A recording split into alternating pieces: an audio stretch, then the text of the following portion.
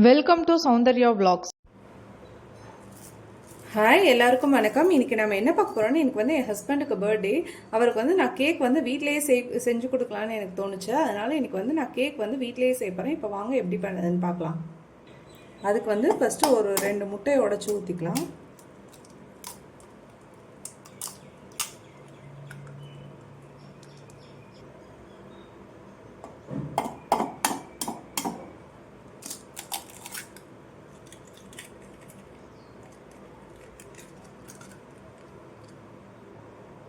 இப்போ அதுலேயே பார்த்தீங்கன்னா ஒரு 1/2 கப் சர்க்கரை எடுத்து சேர்த்துக்கிறேன். சர்க்கரை பார்த்தீங்கன்னா நான் இந்த கப்பில் வந்து ஒரு 1/2 கப் எடுத்திருக்கேன். இப்போ பார்த்தீங்கன்னா வந்து அதே கப்பில் வந்து ஒரு 1/4 கப்பு வந்து எண்ணெய் எடுத்திருக்கேன். சன்ஃப்ளவர் ஆயில் தான் எடுத்திருக்கேன். இப்போ பார்த்தீங்கன்னா வந்து ஒரு ஸ்பூனில் வந்து வெனிலா எக்ஸ்ட்ராக்ட் எடுத்திருக்கேன்.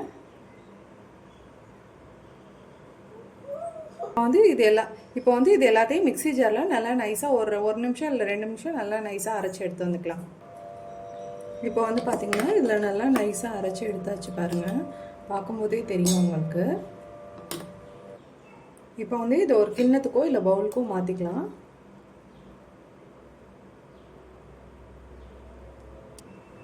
இப்போது ஒரு பெரிய சல்லடை வச்சுக்கலாம். ஒரு ஜூஸ் வடிகட்டுறது இல்லாட்டி ஏதோ ஒன்று இருக்கலாம். அது வந்து இப்போ வந்து நம்ம பெருசாகவே எடுத்துக்கோங்க, அப்போ தான் நம்ம மாவு சலிக்க நல்லாயிருக்கும். இப்போ வந்து அதில் வந்து நான் அந்த எண்ணெயும் சர்க்கரையும் எடுத்தேன்ல, அதே கப்பில் வந்து நான் வந்து ஒரு கப்பு ஃபுல்லாக வந்து மைதா எடுத்திருக்கேன். இப்போ வந்து ஒரு ஸ்பூனில் வந்து பேக்கிங் பவுட்ரு சேர்க்குறேன். இப்போ வந்து பார்த்திங்கன்னா அதே ஸ்பூனில் வந்து ஒரு 1/2 ஸ்பூன் வந்து பேக்கிங் சோடா சேர்க்குறேன். ஃபஸ்ட்டு சேர்த்து பேக்கிங் பவுடரு, இப்போ வந்து பேக்கிங் சோடா சேர்க்குறேன். இப்போ வந்து பார்த்திங்கன்னா வந்து அதே ஸ்பூனில் வந்து நான் ஒரு 2 ஸ்பூன் கொக்கோ பவுட்ரு சேர்க்குறேன். இந்த பவுட்ரு எல்லாமே வந்து பார்த்திங்கன்னா வந்து நம்ம டிபார்ட்மெண்ட் ஸ்டோரில் கிடைக்கும். சின்ன கடையில் கூட இப்போல்லாம் எல்லா இடத்துலையுமே விற்குது. அங்கே கூட நீங்கள் வாங்கி சேர்த்துக்கலாம் இது எல்லாமே. இப்போ வந்து பார்த்திங்கன்னா இந்த மாவு எல்லாத்தையும் இப்படி சலிச்சு விட்டுருங்க.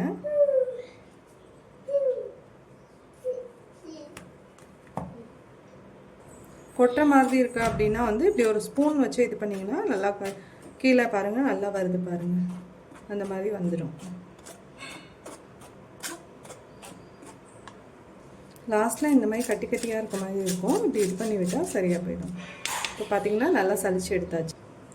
இப்போ வந்து இதை நல்லா இது பீட் பண்ணி விடலாம். சப்போஸ் வந்து உங்கள்கிட்ட இந்த பீட்டர் இல்லை அப்படின்னா வந்து நீங்கள் கரண்டி வச்சு கூட பண்ணலாம், ஒன்றும் பிரச்சனை இல்லை.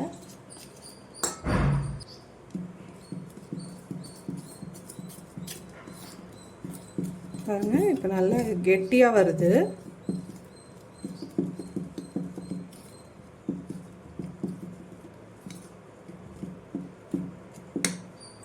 இப்போ பார்த்தீங்கன்னா வந்து நல்லா கெட்டியாக இருக்குது. அதனால் பால் வந்து ஒரு 2 ஸ்பூன் சேர்த்து, 2 ஸ்பூனில் ஒரு சின்ன கிண்ணம் வச்சு 2 அளவு சேர்த்துக்கோங்க. நான் மாவு எடுத்தேன்ல, அதுலேயே வந்து ஒரு ஒரு கால் கிண்ணம் எடுத்தேன். 1/4 கிண்ணம் எடுத்தேன். இப்போ வந்து நம்ம கிண்டி பார்த்துட்டு பத்தல்னா வந்து பால் திரும்பவும் கொஞ்சம் சேர்த்துக்கலாம், அந்த கன்சிஸ்டன்சி வர வரைக்கும். இப்போ பார்த்திங்கன்னா வந்து பால் பத்தல்னு நான் இன்னும் கொஞ்சம் சேர்த்துக்கிறேன். இதில் வந்து பார்த்திங்கன்னா நான் இந்த இவ்வளோ தான் பால் எடுத்தேன். இப்போது நல்லா கிண்டி விடலாம்.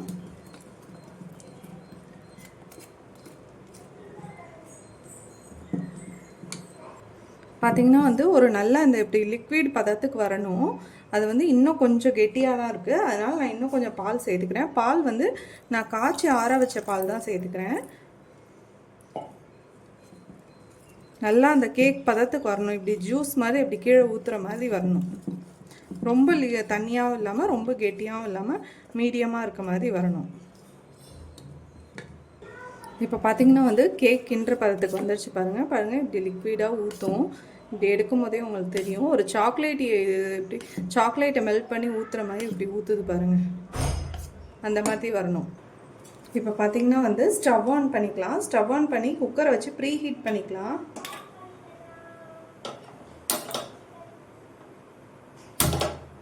இப்போது ஸ்டவ் ஆன் பண்ணிட்டோம்.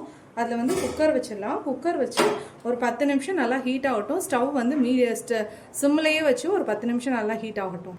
அதுக்குள்ளே பார்த்திங்கன்னா வந்து நம்ம வந்து ஒரு கிண்ணத்தில் வந்து கொஞ்சோண்டு எண்ணெய் எடுத்துகிட்டு அதை நல்லா இப்படி அப்ளை பண்ணி விட்டுடலாம் எண்ணெயை.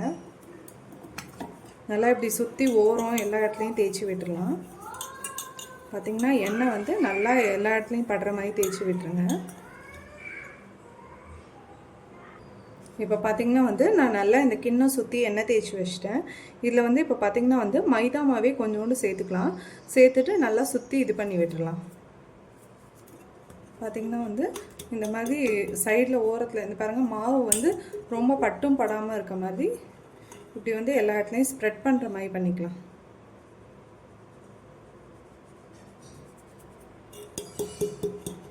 பார்த்திங்கன்னா வந்து தட்டினா மாவு வருது பாருங்கள் கீழே.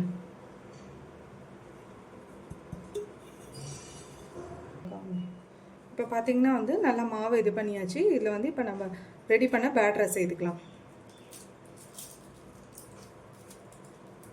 இப்போ பார்த்திங்கன்னா வந்து பேட்டர் அதில் ஊற்றியாச்சு. இதில் வந்து நான் கட் பண்ணி வச்சுருக்கேன் நட்ஸு சேர்த்துக்கிறேன். பாதாம், முந்திரி, பிஸ்தா, ட்ரை கிரேப்ஸை சேர்த்துக்கிறேன் அப்படியே. இப்போ பார்த்திங்கன்னா வந்து குக்கர் ஓரளவு ஹீட் ஆகிட்டேன். நடுவில் வந்து இந்த இது வச்சுக்கலாம். இது மோஸ்ட்லி யார் வீட்லேயும் இல்லை அப்படின்னா வந்து நீங்கள் வந்து ஒரு இந்த குக்கரில் வைப்போம்ல ஒரு வளையம், அதை கூட வச்சுக்கலாம் அப்படியே. இப்போ வந்து இதில் வந்து நம்ம ரெடி பண்ணி வச்சுருக்க பேட்டர் அப்படி நடுவில் வச்சிடலாம் அந்த இது மேலே. இப்போ பார்த்திங்கன்னா வந்து குக்கரை மூடி வச்சிடலாம். நான் குக்கரில் பெல்ட் மட்டும் தான் போட்டிருக்கேன், விசில் போட மாட்டேன். இப்போ வந்து பார்த்திங்கன்னா இது ஒரு அரை மணி நேரம் அப்படியே இருக்கட்டும். இப்போ பார்த்திங்கன்னா வந்து இது ஒரு அரை மணி நேரம் ஆயிடுச்சு.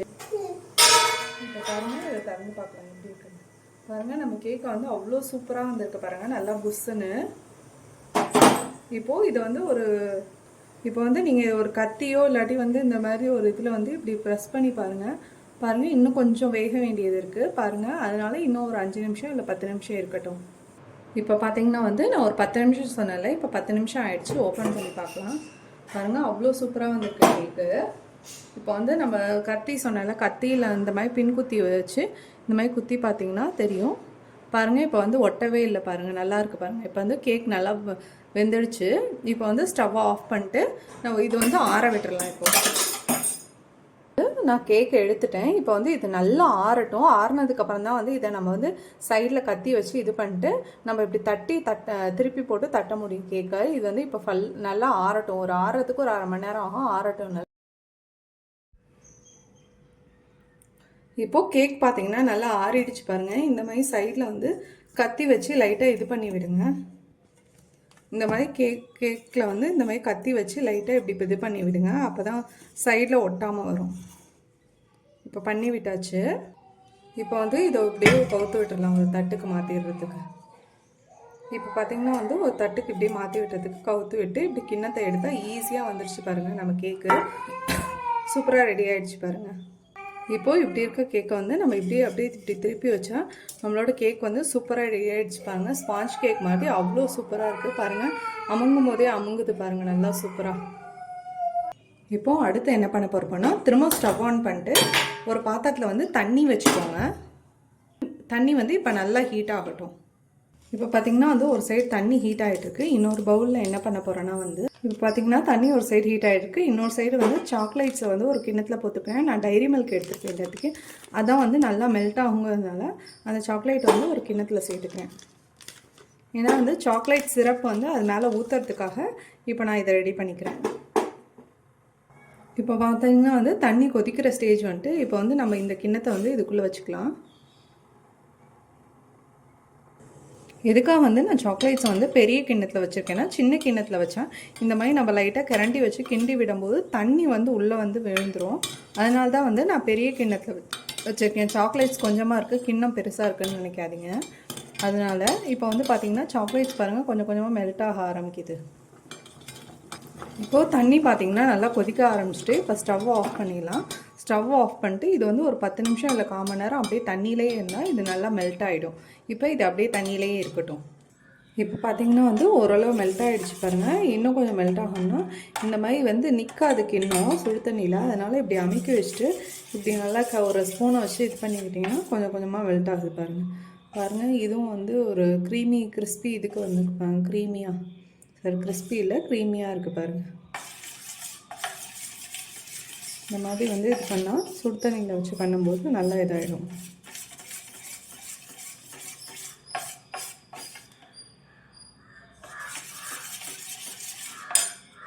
இப்போ வந்து பார்த்திங்கன்னா இந்த சாக்லேட் இது ரெடி ஆகிடுச்சு.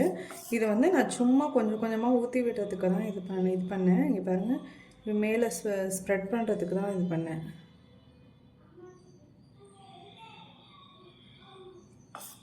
இந்த மாதிரி பண்ணிவிட்டால் குழந்தைங்களுக்கு சாப்பிட நல்லாயிருக்கும். கொஞ்சம் க்ரீமியாக இருக்க மாதிரி இருக்கும்.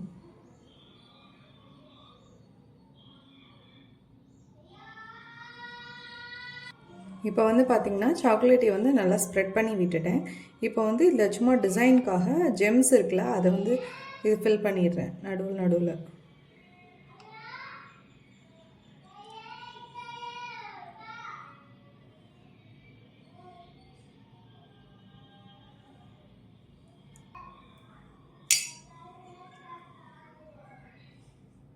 சும்மா லைட்டில் சைடில் டெக்கரேஷனுக்கு மாதிரி பண்ணுறதுக்கும் பண்ணிடலாம் ஒரு ஜெம்ஸ் சாக்லேட்டை வச்சு.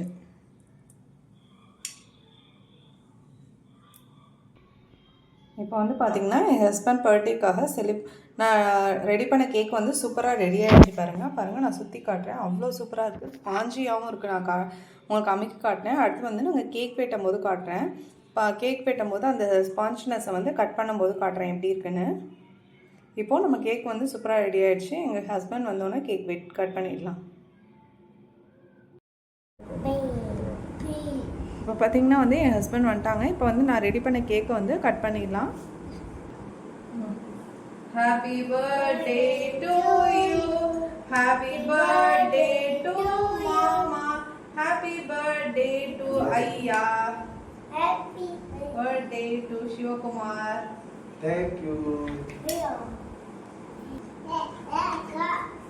ஒன்னோட அக்கா தின்னு தின்னு ஒன்னு.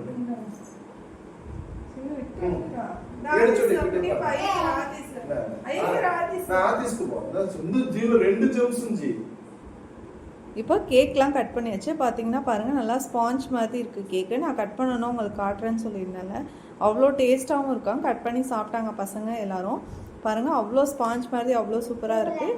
இதை நீங்களும் வீட்டில் ட்ரை பண்ணி பார்த்துட்டு எப்படி இருக்குன்னு கமெண்ட் பண்ணுங்கள். தேங்க்யூ.